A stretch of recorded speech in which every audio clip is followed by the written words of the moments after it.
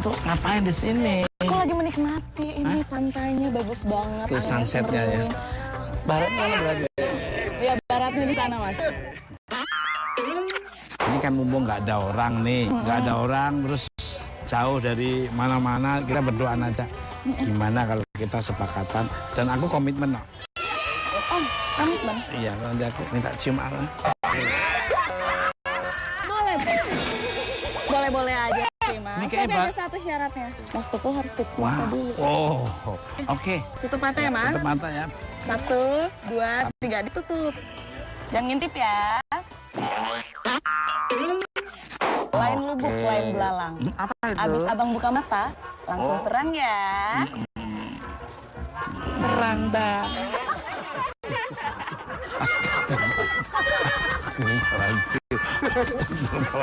Ambil door prize-nya, Bang. Lu ngapain lu? Kan aku udah bilang insaf. Hah? Terus kamu mau cium aku? Cium aku Cynthia, bukan kamu. Cynthia mana? Cynthia tadi yang di depan saya. Tadi dari aku sini, Bang. Aku yang di sini. Lu yang dari tadi. Yang lu pegang-pegang sama gua. Mimpi apa? Aduh. Udah. Mikir.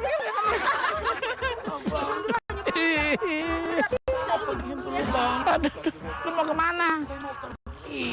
Balik ke alamnya.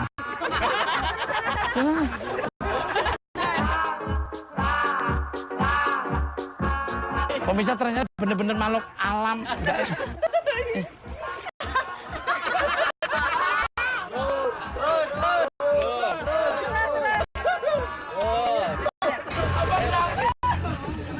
Semada-ada aja. Mas Tukul, ngapain dari tadi gitu sendirian di pinggir pantai? Ini tadi loh, saya tuh kan tadi ngobrol sama wanita cantik. Wanita yang indah, enak dilihat dan enak tuh diajak bersama-sama selamanya. Tiba-tiba wanita itu bisa berubah jadi abstrak gitu, nggak jelas. Ya ampun. Dan arahnya ke sana, dia mengaku-ngaku katanya aku dari tadi di depanmu, dia bilang. Oh jangan Mas Tukul emang digodain sama penunggu di pulau ini. Ada cerita, Mas, katanya di sini tuh biasanya laki-laki tapi bujang, Mas. Masa laki-laki seperti Mas Tukul? Masih juga kan. Waduh, saya ini bisa fleksibel, saya bisa bujang, bisa. Kalau pas luar kota gini saya Bujang. luar. Iya, Mas Tukul katanya emang gitu. Katanya di sini tuh selalu katanya sih makan korban katanya. Biasanya laki-laki. Gitu. Gitu katanya. Nah ini gimana nih ceritanya, tapi kita bukan ya. Nah pemirsa Misteri Kejanjalan dimanapun Anda berada dari dunia nyata maupun dunia kayak di seluruh alam semesta yang indah ini. Ketemu lagi bersama Tukul Arwana dan Risa Saraswati. Dan saya sekarang berada di Pantai Trikora, Kabupaten Bintan, Pulau Bintan. Konon ceritanya ini warga tiap tahun di pantai ini banyak karbon tenggelam. Korban. Banyak korban tenggelam. Dan kabarnya menjadikan tumbal. Gimana menurut Mbak Risa? Kalau belum banyak orang yang datang ke sini mungkin memang masih kuat ya, mistis dan segala macamnya. Tapi di luar itu sih sepertinya memang banyak fenomena alam yang terjadi di sini, Mas. Intensitas mereka tuh masih besar gitu di sekitar sini. Sepertinya kita ngomongin dia agak mendengarkan semuanya. Alam yang di sini merasakan ngomongin aku, ngomongin kita itu kita nggak cuma kita doang mesti sini pasti banyak. Tapi kayaknya kita bakal lebih ngerti kalau misalnya kita ketemu sama orang yang tepat, Mas. Ya. Narasumber atau orang yang bisa pengalaman yang bisa menjelaskan dan ngerti situasi yang mungkin pernah dialami atau mungkin dari warga. Pemirsa, sepertinya kita harus mencari orang yang bisa memberikan informasi yang akurat untuk pemirsa. Seperti apa? Ikuti terus. Misteri Tukul. Jalan. Korban yang tenggelam itu kabarnya seperti ada yang udah terpilih dan banyak punya kesamaan apa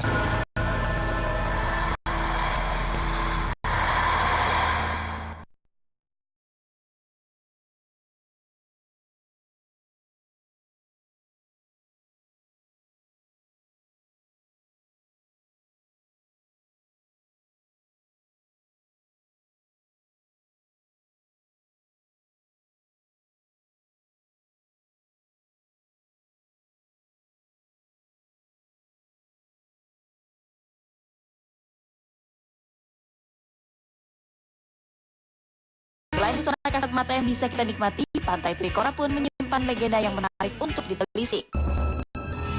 Menurut cerita rakyat yang diturunkan dari para leluhur di Laut Cina Selatan ini, terdapat kerajaan gaib dengan penghuninya 7 putri yang kerap mengambil tumbal laki-laki.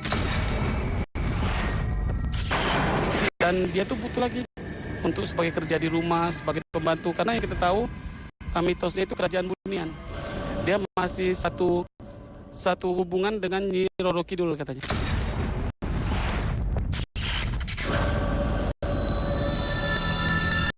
Hingga kejadian pengunjung yang tenggelam tiap tahunnya di pantai cantik ini disinyalir erat kaitannya dengan legenda tersebut. Memang tiap tahun tuh sering ada kejadian tenggelam di saat masyarakat sedang bermain, sedang di pantai. Kadang-kadang tanpa disadari airnya dihanyut oleh gelombang dan air pasang tadi. Setelah terjadi kejadian itu berlaku, hilang mayat, kadang-kadang kita sebagai masyarakat karena kepedulian kita ikut cari, dan kita cari itu nggak dapat. Setelah 2 atau 3 hari, mayat itu akan kembali di mana tempat dia tenggelam di awalnya. Mayoritas itu yang diambil rata-rata anak tunggal, anak bungsu, anak pintar, ya, dan anak kesayangan rata-rata. Yaitu kurang tidak sekitar 3-4 orang lah paling sedikit setiap tahunnya. Rata-rata laki-laki. Kalau untuk laki-laki mau kurang lebih dari awal sampai sekarang mau ratusan yang meninggal. Anehnya, semua korban yang jiwanya direnggut di tempat ini merupakan laki-laki dengan ciri-ciri yang kebanyakan serupa. Konon korban-korban tersebut dijadikan suami oleh 7 putri dari kerajaan gaib yang terdapat di sepanjang pantai Trikora ini. Pemirsa, Mr. Tukul dan dimanapun Anda berada dari dunia nyata maupun dunia gaib di seluruh alam semesta yang indah ini. Sekarang saya masih dengan Mbak Risa. Banyak kecelakaan yang selalu dikaitkan dengan tumbal dari dunia spiritual. Itu seperti apa, Mbak Risa? Kalau berhubungan dengan tumbal itu biasanya ada perjanjian, Mas. Dimana kalau udah ada perjanjian dengan sesuatu yang bersifat gaib, nah biasanya itu ada yang jadi korbannya gitu. Apa yang dicapai, korbannya juga sesuai dengan apa yang dicapai. Biasanya seperti itu. Biasanya. Iya. Nah. Waalaikumsalam. Sebetulnya apa yang terjadi di pantai yang sangat indah ini nih? Memang di daerah sini sering terjadi musibah, kalau kami katakan musibah, Pak. Itu terjadinya tiap minggu sekali, tiap bulan, atau tiap tahun? Tidak, Pak. Biasanya itu per tahun, Pak. Desember. Iya. Biasanya yang jadi korban itu laki atau perempuan? Laki-laki, Pak. Biasanya itu laki-laki yang datang berpariwisata di sini itu dari luar banyaknya, Pak. Dari Batam, dari Pekanbaru, Tanjung Pinang. Itu biasanya itu anak-anak yang sudah tamat kuliah ataupun anak-anak yang pintar, Pak. Oh, pilihan. Pilihan, iya. Terus kronologisnya seperti apa biasanya nih? Ini kayaknya air semakin diomongin semakin maju sedikit nih. Kadang-kadang apabila beliau duduk mengamun, kadang-kadang juga ada panggilan, Pak.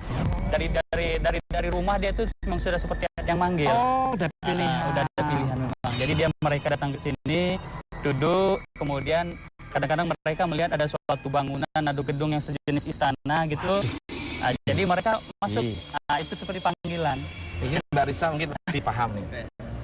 Mbak Risa nih mesti paham. Itu laut, Mas. Tapi perasaannya Mbak Risa ada di mana-mana.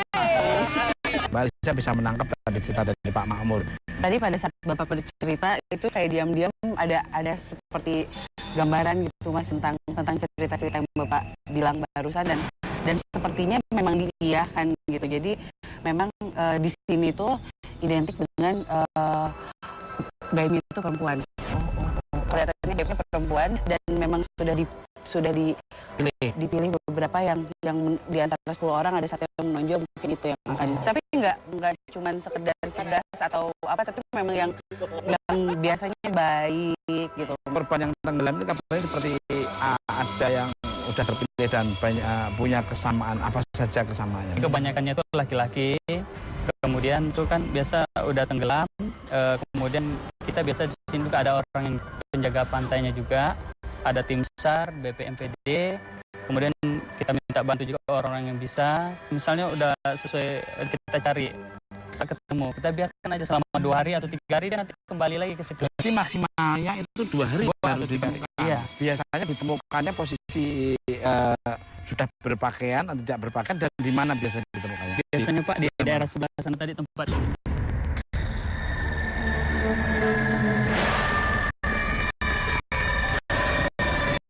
Tempatnya berhenti langsung berhenti. Gimana tuh? Tadi sih seperti mendengar sesuatu bilang bahwa kami tidak pernah memaksa gitu. Oh. Di sana mungkin ditawari sesuatu yang membuat orang-orang itu memang nggak mau untuk kembali lagi. Pernah ada yang hampir tenggelam tapi nggak jadi. Gitu. Ada nggak? Mungkin ada yang cerita. Ada yang pernah cerita gitu. Terus apa? Dia ceritanya apa? Dia bilang waktu itu masyarakat tanya kan kok tenggelam bisa ketemu. Oh ini kami waktu itu kami melihat waktu kami lagi duduk di batu, kami melihat ada bangunan, ada istana, kami turun, tapi tiba-tiba ada yang manggil lagi, ada saudaranya yang manggil naik ke darat, makanya dia cepat kembali sadar dia. Nah, gitu. Jadi ketika turun ke air itu seperti tidak sadar dia, tidak sadar. Jadi dia melihat istana megah, dia turun ke air, yang selamat ini ceritanya. Terus ada saudara yang manggil kembali lagi. Sampai dia selamat. Ya, mungkin kalau tidak tahan dengan apa yang iming-iming dia itu gak akan mungkin masuk ke sana gitu. Apa Mbak Risa bisa berkomunikasi dengan salah satu korban, bagaimana kejadian dia bisa tenggelam? Saya mungkin sambil masuk ke cerita-cerita dulu ya sama bapaknya, saya coba. Ya, oke. Yang terakhir kejadian tahun berapa ini? Kejadian tahun ini Pak, kemarin Pak. Baru-baru nih Pak. Maksudnya saya memang seperti melihat ada sosok laki-laki, tapi sama sekali maksudnya di luar dugaan kan. Saya pikir akan ada datang yang sosok laki-laki yang merasa minta tolong atau kasihan. Ini sosoknya sih bersih gitu dengan berpakaian putih dan dia seperti menyatakan bahwa ya dia bahagia ada di sini gitu. Tumbal untuk apa Mbak Risa? Istilahnya jangan tumbal kata-kata mereka. Jadi memang dengan kesediaan mereka gitu.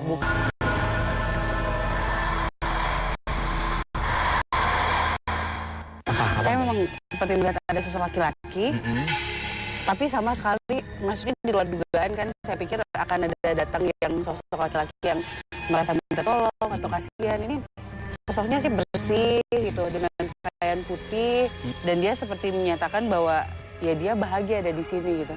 Kalau dilihat dari fisiknya sih sepertinya baik-baik saja gitu berada di sini dan kekerasan berarti. Iya, jadi seperti diperlakukan dengan baik dan enggak tragis. Kalau tidak ada yang tenggelam, tumbal yang diambil dari pantai ini apa di jalan raya itu, betul nggak? Di depan. Bener. Biasa begitu Pak. Biasa kalau seandainya tahun ini Desember, dari Oktober sampai Desember itu tidak ada yang diambil, itu biasa Januari ada kecelakaan di jalan. Tempatnya jalan raya itu tetap di situ atau beda? Dia tempatnya istilahnya kawasannya itu masih kawasan Trikora sampai ke Kawan. Mbak Risa. Ya. Ini di sini. Itu ada hubungannya nggak? Ada kolerasinya nggak? Kalau dari yang saya dengar, pada saat Bapak bercerita atau Mas Sukul bertanya tentang yang tumbal di jalan itu dia kayak nggak ada hubungannya, nggak ada hubungannya. Bukan wilayahnya dia. Ya. Mitosnya menurut cerita warga, kabarnya ada legenda mistis di pantai ini. Seperti apa? Ada kerajaan, ada istilahnya ada seorang ratu yang memiliki anak. Ini ada berkaitannya dengan Pantai Ratu Selatan. Kan begitu. Pasti ya. Iya, karena memang berhubungan kan Mas, laut-laut di Indonesia gitu. Mitos masyarakat yang katanya di sini kan ada ratu yang memiliki anak 7 perempuan. Jadi menurut mereka yang tahu anaknya itu, makanya orang yang tenggelam itu adalah anak-anak orang-orang pilihan, anak-anak yang cerdas, yang pintar, yang sudah selesai kuliah, yang ganteng. Aman, saya aman. Jadi, aman, nggak masuk kriteria aman. Katanya sih untuk jadi anak suami dari anaknya gitu. Mbak Risa, gimana? Coba. Enggak sih, Enggak. tidak ada hubungannya dengan untuk karena mereka tidak akan mengambil suami dari kalangan manusia.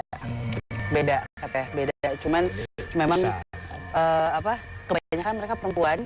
Terus yang kayaknya yang jiwa yang tertarik ke sini juga dijadikan sebagai seseorang gitu di sananya.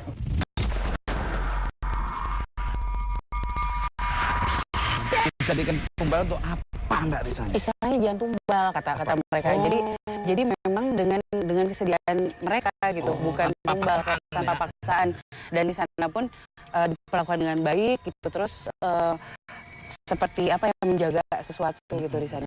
Begitu. Dia nggak boleh mengatakan tumbal. Iya.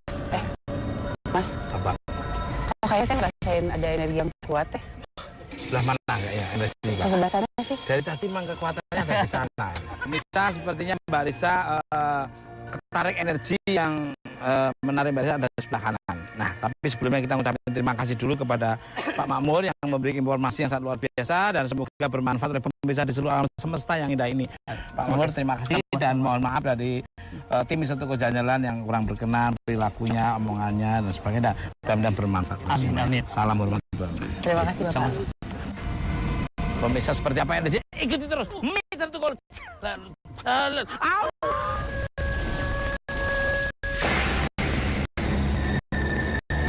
Pemirsa, sepertinya tidak hanya misteri tenggelamnya korban di pantai Trikora yang menjadi tanda tanya besar bagi masyarakat Kabupaten Bintan. Masih di garis pantai yang sama, tepatnya di Desa Berakit, Kecamatan Teluk Sebong, digegerkan dengan fenomena keberadaan harta karun gaib. Konon di tempat yang kini sudah menjadi area sekolah ini tersimpan tumpukan emas, batu permata, serta benda pusaka bertuah. Memang sering para paranormal kadang datang di situ mencari harta karun. Sering ada yang dapat alamat bahwa harta itu ada pas di tengah itu. Tapi setelah dicari itu bisa berpindah-pindah ke tempat yang lain. Jadi sering tak berhasil.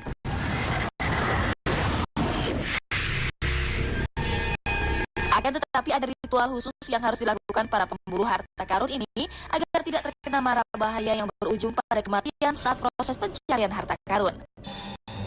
Menurut kepercayaan masyarakat sekitar, area ini dijaga oleh pasukan alam gaib yang tidak segan-segan menyerang untuk melindungi harta karun mereka. Ritual ada yang langsung bersemadi di situ, duduk di situ dan sebagainya, apa kepercayaan masing-masing. Ada juga yang bawa keris gitu.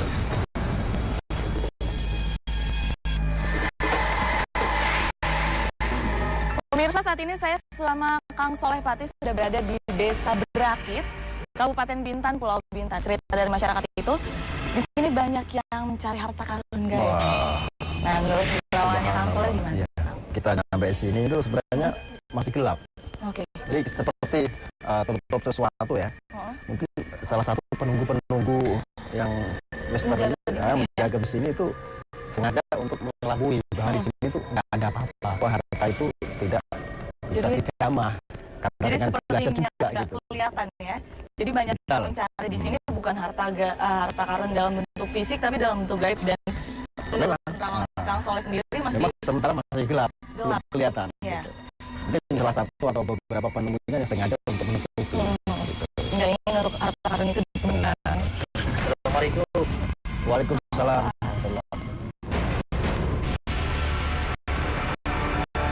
Saya dengar di sini kan banyak yang datang untuk mencari harta karun gaib. Apa itu? Ya, ada beberapa orang sudah datang, membawa keris, katanya ditangkapnya di atas tanah. Iya. Lalu kerisnya itu berlari mengejar. Katanya dulu di depan sini, waktu pindah lagi ke belakang katanya.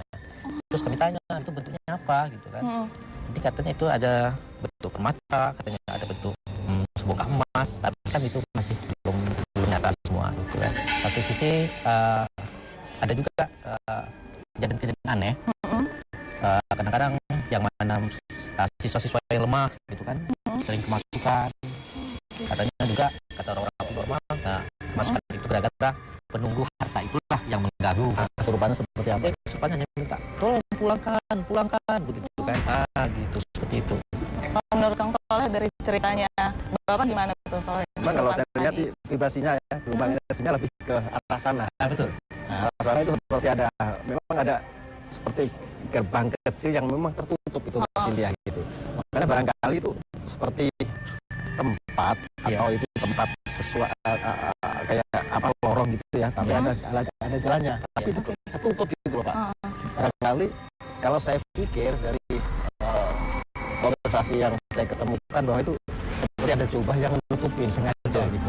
Terus kan, Makanya perlu diungkap, perlu diobservasi lagi sampai seberapa sih kebenaran dari pusaka-pusaka atau barang-barang gaib yang ada di sini. dulu kan ada WC di sini Pak, kita bikin. Tapi karena ada yang masuk. Yuk ke sini.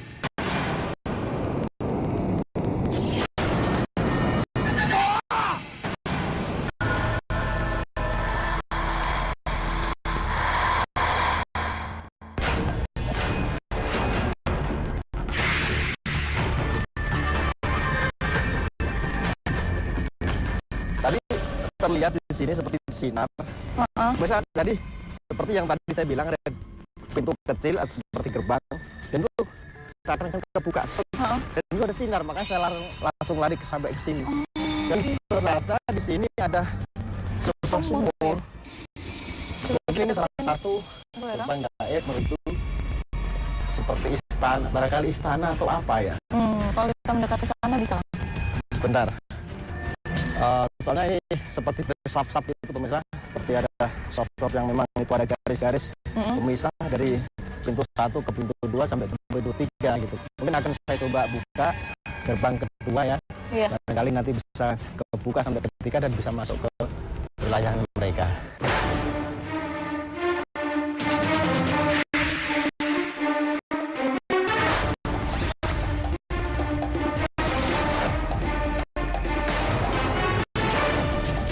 Astagfirullah. Gimana Kang? Tadi seperti ada asap yang langsung menabrak ke muka. Itu kayaknya udah terlalu lama gak kebuka. Kalau rumah-rumah tua itu kan kalau dibuka kan seret itu ada debu-debu gitu. Nah ini seperti itu. Jadinya juga, makanya mungkin Pak Fahmi maaf pernah ada orang masuk ke sini terus ngambil sesuatu barang. Atau cuman dia ritual di Ada hari ritual sampai 3 Jumat mereka di sini.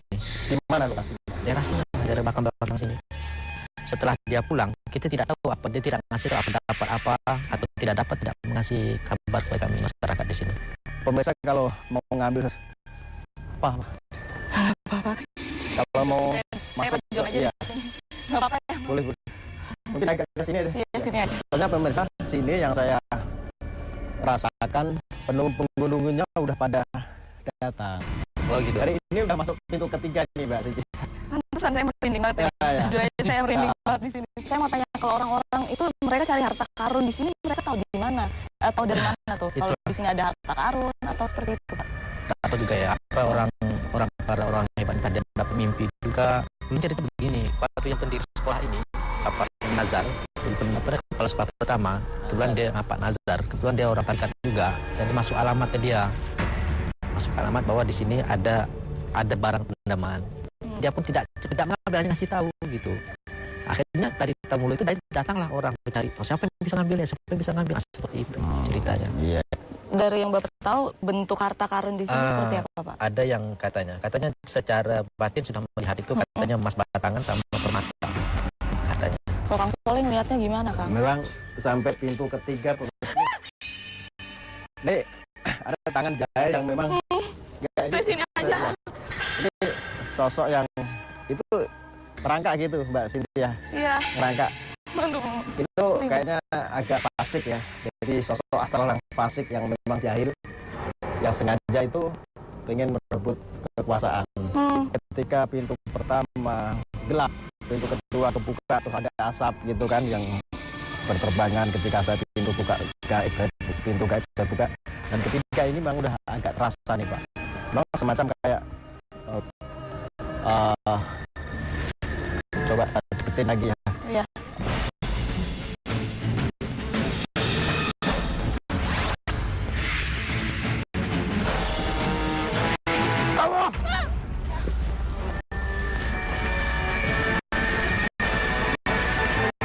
Astagfirullah. Mas Ahmad. Bantuin Mas. Iya ya. Ini Kita sini aja, Pak. ketika udah kebuka, makanya ini pada berdatangan ini. Seakan-akan mereka, aduh, ini ada apa ini? Ada apa ini? Pemirsa, Solepati mendapat tarikan energi ke arah sumur. Sepertinya di sana merupakan letak harta karun misterius berada.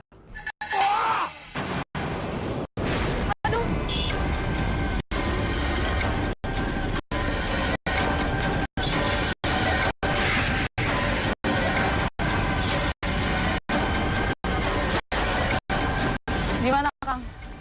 Sama-sama. Apa yang tadi terjadi coba dijelaskan ke kita nih.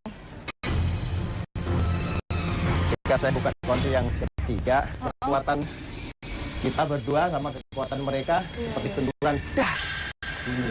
Saya kan ngeliat banyak kayak cahaya-cahaya kan soalnya kayak emas gitu, kayak mutiara di dalam gitu. Kayak kan kita jadi cuma pengen lihat aja, ternyata yang jagain di situ disangkanya kita mengambil, kayak langsung ada salah satu yang cepet dari situ kan soalnya. Ya, langsung dorong itu, langsung kita tentang. Dan tadi juga aku pas dekat ke sini sama Bapak, aku dengar suara-suara gemuruh itu apa? Di belakang. Iya. Itu seperti pasukannya yang menjaga ini, ada apa ini? Saya bilang kan ada apa ini? Mereka tuh ngomong ada apa juga. Jadi pada bingung, ini apaan? Pantesan rame. Seperti pasar ya. Iya, saya dengar banget tadi pas dekat ke sini gemuruhnya makin kenceng. Jadi yang menunggu itu bukan satu. Karena ternyata banyak yang jagain. Mungkin dilindungi juga karena takut diambil oleh orang yang tidak bertanggung jawab. Aduh, Pemirsa, tarikan energi besar apakah yang diikuti Solepati dan Ahmad? Mbak Risa nih, dari Pantai Trikora tadi Mbak Risa merasakan energi kuat. Ini apa di sini kok katanya kuat sekali ini? Iya Mas, jadi dari tadi tuh pas di pantai itu saya kayak ngerasa kok kayak ketarik ke sini gitu. Ada sesuatu yang berhubungan dengan pantai tadi. Ini suara apa? Suara apa? Ini ada gerakan belakang apa tuh? Suara di depan. Ini kayaknya ada suara-suara ini.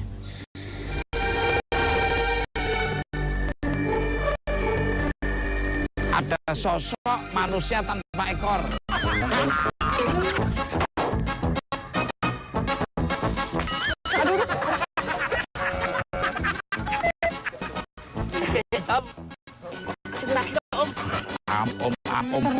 Om. Katanya energi kuat itu dari mana? Mungkin dari sini ya. Ini bukan kuat energi, ini kuat malu kalau ini. Kamu ngapain ke sini? Ya, karena ke sini sih, Mas. Dari sana Om, aku jalan-jalan cari harta karun Om. Nyari harta karun. Pemirsa itu jalan. Konon ceritanya daerah sini ternyata konon ceritanya banyak harta karun. Gimana? Ya, jadi mungkin harta karunnya itu memang tidak berbentuk real, Mas. Om, aku mau pulang ke Ambarawa Om, tapi nggak punya duit. Sedikit-sedikit kan saya Om. Sedikit-sedikit duit. Kristalisasi. Oh my God. Banyak. Om kurang Om.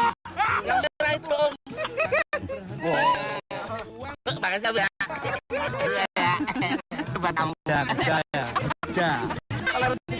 Kerja yang benar. Orang pengen kaya kok dari harta karun.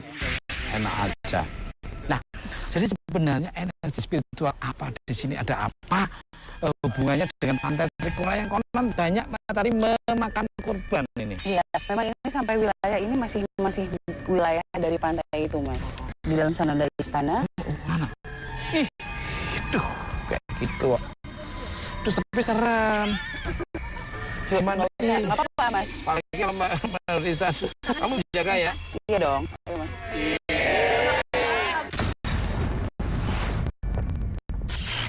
Enggak.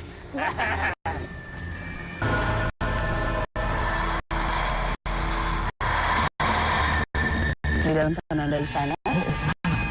Ih, duh, kayak gitu.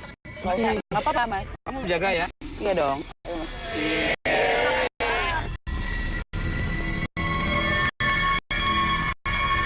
Mbak Risa. Kenapa Mbak Risa? Ada sosok di sini, sosok laki-laki sih kalau saya lihat. Tuh, Apa itu? Tuh.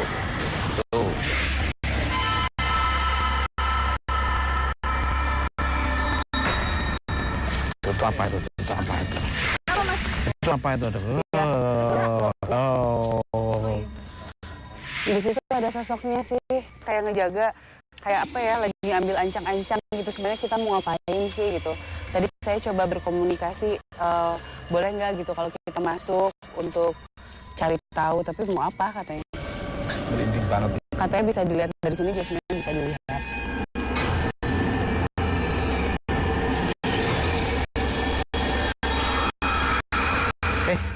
Serseran nih, ada kue. Serseran, apa Mbak Risa tuh? Sosoknya sih apa ya, tinggi gitu, tapi lebih ke hitam sih ngelihatnya, karena mereka kayak ngumpet-ngumpet di belakang, di balik-balik pohon gitu. Mungkin di sini adalah pintu masuknya gitu, kayak benteng. Mbak Risa aja kayak gini, apalagi orang-orang. Agak galak ya. Mbak Risa aja kayak gini. Kenapa tadi waktu di pantai itu kan saya ngerasa ini ada energi kuat di sini, karena memang kalau bisa dibilang yang galak-galaknya itu di sini, Mas. Di sini yang benar-benar yang maju untuk perangnya gitu.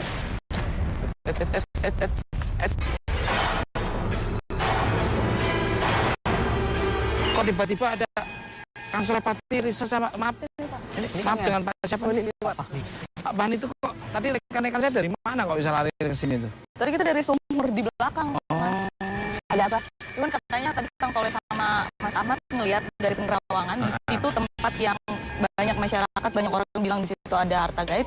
Di situ tempatnya, pintunya di situ. Betul Kang Soleh, ada harta gaib ya, benar Mas Ahmad? Ya, ada gerbangnya tadi Kak. Oh, berarti Mbak Risa tadi juga bener ngomongnya sama. Saya ketarik ke sini, ternyata ini masih ada hubungan dengan pantai di Trikora. Cuman yang di belakang situ agak galak ya? Iya, agak galak. Jadi penunggunya memang kekuatannya sangat luar biasa. Ini. Biasanya terjadi apa di sini? Berita dari masyarakat sebagian ada yang mengatakan dulu ada suara. Pemirsa, ada energi gaib yang menarik Ahmad ke dalam semak belukar. Ternyata energi tersebut merasuki Ahmad dengan seketika. Hal apa yang akan diungkapkan oleh sosok tersebut? Dengan siapa? Maya Puta. Betul, kalau di tempat ini memang selalu ada maaf tumbal. Merinding. Tapi tidak di sini kan tempatnya? Ya. Di sini hanya tempat kami menyimpan harta. Menyimpan hartanya berupa apa kalau boleh tahu? Kalian, kami tahu Mas. Tidak bisa didapat oleh sembarang orang. Hanya untuk kita datang dan diam di kerajaan kami. Ya, kami akan menjauh, tapi tolong. Itu yang silakan. Mas, kita maju ke depan. Anda boleh bisa keluar dari badan teman saya. Anda harus hormat, jangan masuk ke dalam. Ada korban lagi. No. Saya Enggak. Ya, ayo Ahmad kan bujangan. Ternyata sosok yang merasuki Ahmad menginginkan jiwa Ahmad menjadi bagian dari penghuni kerajaan di tempat ini.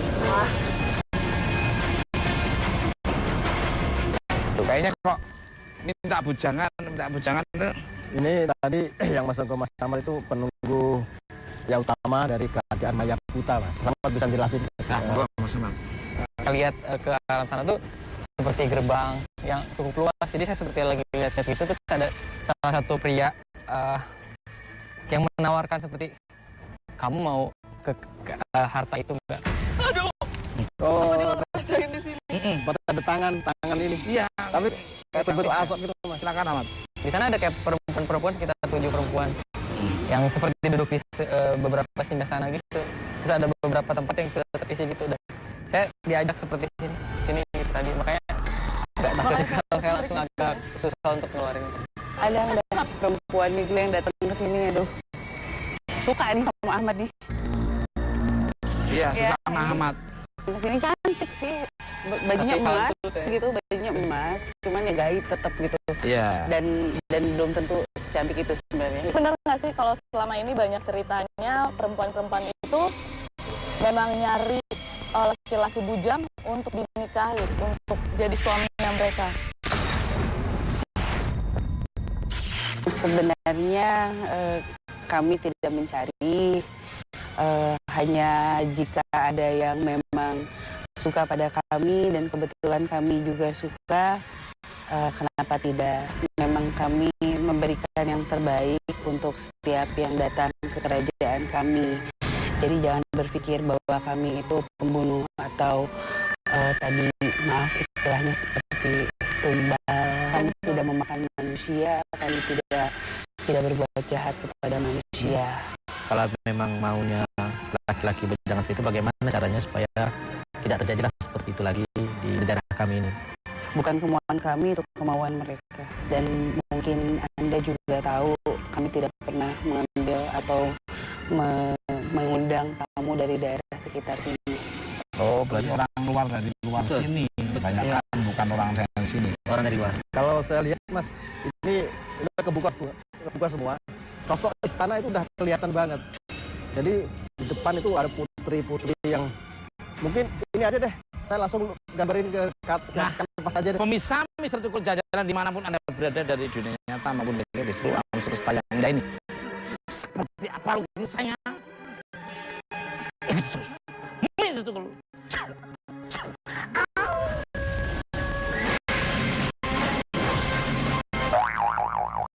Nah, pemirsa Mister Tukul Jajaran dimanapun Anda berada dari dunia nyata maupun dunia gaib di seluruh alam semesta yang indah ini. Kang Soleh Pati akan memunculkan melalui kanvas lukisan yang sangat luar biasa. Energi apa yang nanti akan terlukis oleh Kang Soleh Pati?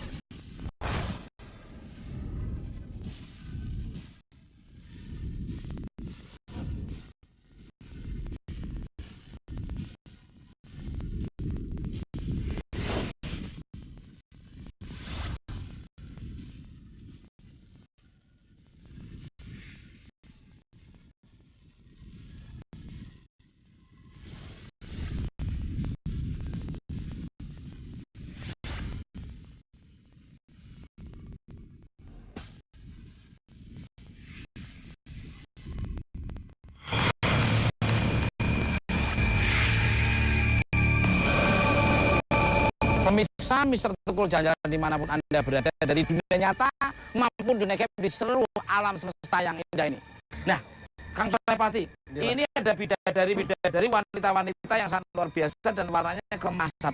Mungkin bisa diterangkan ke pemirsa di seluruh alam semesta yang indah. Putri-putri mereka ada 7 juga di situ pada duduk. Nah, harta karunnya ada di tengah-tengah sini, Mas.